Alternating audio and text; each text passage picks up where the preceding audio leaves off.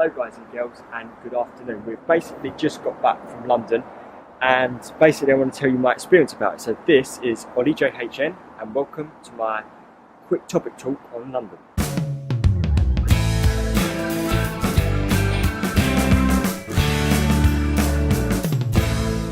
Today me and my sister went up London and we were trying to capture the perfect selfie there. And what sort of sparked this idea of me going to London with my sister was when I went to Barcelona. It was such a fantastic city, and if you take a look at one of my previous videos, you can look and learn all about Barcelona in that.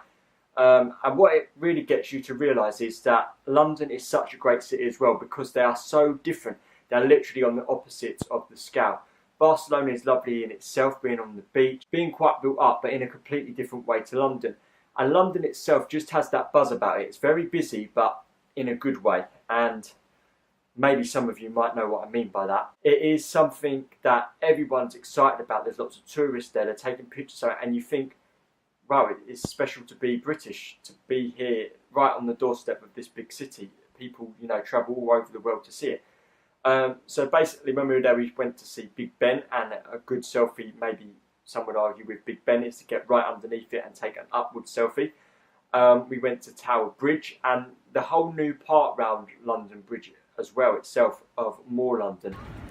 Such a great thing that you've got things like the Shard and all crazy different glass buildings, but a very modern side to London, which is being built away from Canary Wharf, being built away from the old London. But then on the opposite side of the water, when you cross Tower Bridge, you have the Tower of London, which is obviously an ancient building. So you have the two spectrums, and you stand on one side of the Thames, you can see the Tower of London. You stand on the other side of the Thames and you can see this big modern glass city. So London is busy, but it's just something it's something you've got to go to, and it's a place that you've got to see. There's so much to see, from Downing Street to Buckingham Palace to the parks such as St James's and Hyde Park and Green Park. If not that, then you've got things like changing of the guard, you've got the Embankment, you've got the London Eye, and it's all situated around the Thames. And what we did is we got off at Charing Cross station and we walked all the way from Charing Cross down to Tower Bridge. We'd done a little bit of looking around there and then came all the way back.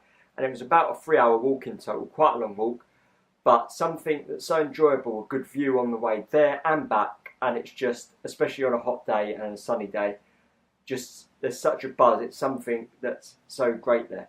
So why is London the best place for the perfect selfie? Well, everyone is taking selfies there because of all these landmarks and because there's loads of tourists and people that want to see this amazing city. So you certainly don't feel left out. In fact, you feel left out if you're not taking a selfie of something in the background. There's so many landmarks, there's so many great structures, there's so many famous points that you can see and enjoy while you're there.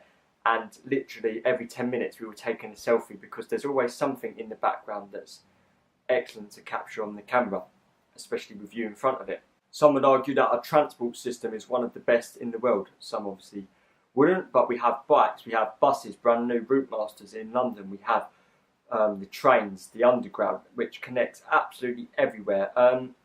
Maybe not as modern as Barcelona, but we do have to remember that London was built a long time before Barcelona, so it's not going to be as modern unless everything in the transport was renewed. But it is slowly happening. As I said, the buses are new. And one thing that's completely different about London compared to other cities, and even Barcelona, is the greenery. And it's something that you don't usually get, especially in places like here in New York. There's parks literally everywhere, spots of green.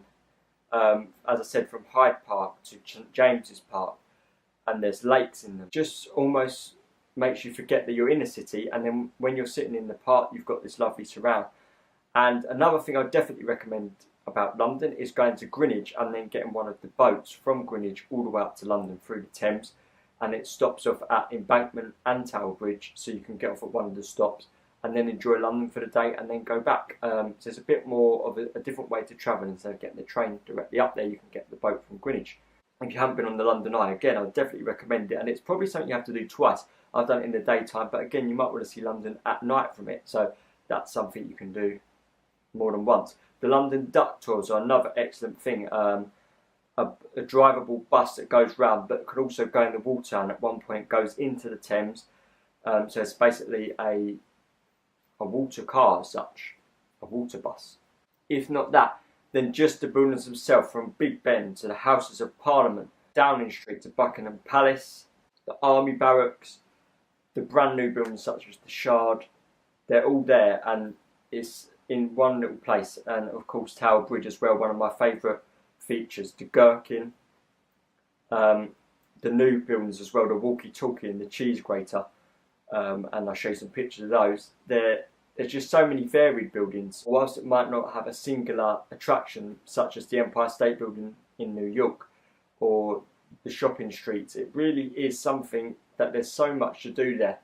And another thing you could do there is shopping. So you've got Hamleys, which is the huge kids toy shop on 5 floors, or you've got Harrods, which is another big posh expensive London shop. Then you've got places like Park Lane and Knightsbridge, where you have the lovely posh cars that drive all around there, and the car showrooms such as Ferrari and McLaren.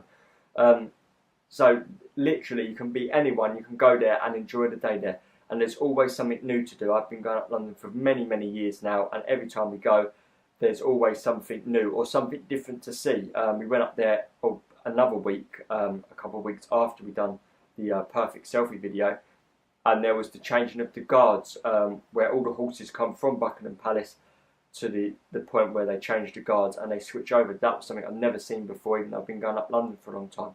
So there's always something new. Thank you so much for watching this video today. If you did like it, then please do give it a like.